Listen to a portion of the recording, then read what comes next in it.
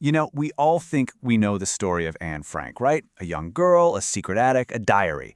But there's so much more to it. Today, we're going to go beyond the basics to really understand the powerful, complicated, and deeply human story behind one of the most important books ever written. Wow, this one line, from Anne herself, really gets right to the heart of it. Can you imagine being a 13-year-old feeling like no one really gets you? Well, for her, a simple checkered notebook became the one friend who would always listen, no questions asked. And that's how it all began. So where does this story start? Well, not in darkness, actually, but with a pretty normal moment of joy. It was June 12, 1942, Anne's 13th birthday, and she gets a diary as a gift. She decides to name it Kitty, and at the time, it's just a fun present. She had no idea it was about to become her only lifeline. And then, boom! Just 3 weeks after that birthday party, her family had to vanish. But this wasn't some sudden out-of-the-blue decision. Not at all. It was the final desperate move in a horrifying game that had been closing in on them for years.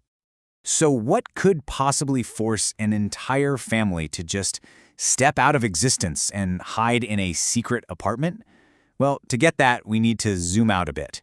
After Germany invaded the Netherlands back in 1940, the Nazis started this slow, methodical campaign designed to strip Jewish people of everything, their rights, their jobs, their very humanity. And when you look at it laid out like this, you can see how it happened. It's that terrifying boiling frog story. First, you lose your job. Okay. Then you're not allowed in public parks. All right. Each new rule was just a little bit worse, maybe just manageable enough. And then the final blow. A summons for Anne's sister, Margot, to report to a so-called work camp. At that point, the only choice left was to disappear. And that decision led them here, to the secret annex. It was hidden right in plain sight, behind a revolving bookcase in her father's office building. This tiny space would become their whole world, both a sanctuary and a prison all at once. 761 days. Let that sink in. That's over 2 years. For all that time, this little apartment was the entire universe for 8 people who had to live in absolute silence, terrified that a single cough or a creaky floorboard could get them killed. And let's be real, the 8 people living in there were not saints. They were just people, under the most incredible pressure imaginable. And Anne's diary is brutally honest about it. She writes about all the petty arguments, the clashing personalities, the friction that comes from being trapped together in constant fear. No, they would not have survived a week without these 6 people. They're helpers. These were friends and employees of Otto Frank, and they were unbelievably brave. I mean, their heroism wasn't some one-time act. It was a daily, terrifying commitment. Every time they brought food or news, they were risking their own lives. But okay, inside the annex, while this daily struggle for survival is happening, something else is going on. Something pretty remarkable, actually.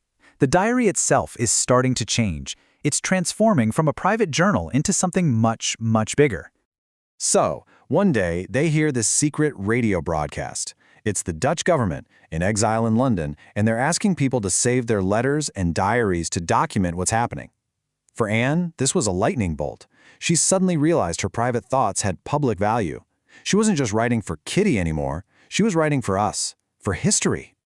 This is the moment Anne Frank becomes a conscious author. She actually starts rewriting her entire diary on loose sheets of paper. She took her raw, unfiltered entries, that's version A, and began polishing them into a real manuscript, what we call version B. She was shaping her own legacy, right there in that little attic. Then, after the war, her father, Otto, the only survivor, made it his mission to fulfill her wish. He took her original diary, version A, and her rewritten manuscript, version B, and he wove them together. He did edit some passages, mostly to protect the family's privacy, and that combination became version C, the book that most of the world first read. But Anne never got to finish her project. Her diary just stops. The last entry is written, the page turns, but the story, tragically, keeps going. So now we have to talk about what happened next. Just 3 days after that final entry, on August 4th, 1944, it was all over.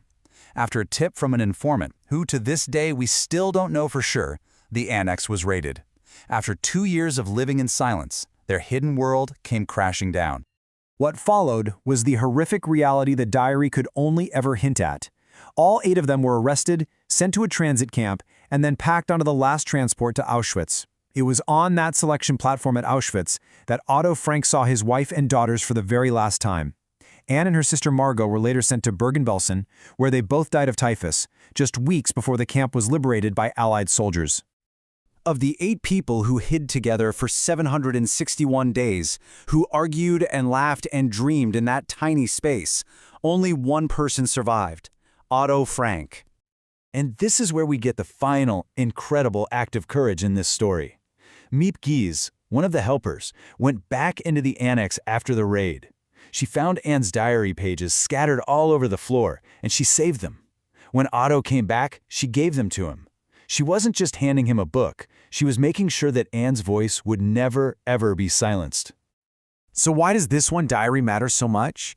Because it takes a statistic that's impossible to wrap your head around: 6 million people murdered, and it gives it a face, a voice, a story. It lets us connect on a human level to something inhuman. And maybe that's the real takeaway here, that even in the face of absolute darkness, a single voice, with nothing but a pen and some paper, can create a light that shines forever, reminding all of us why we must never, ever forget.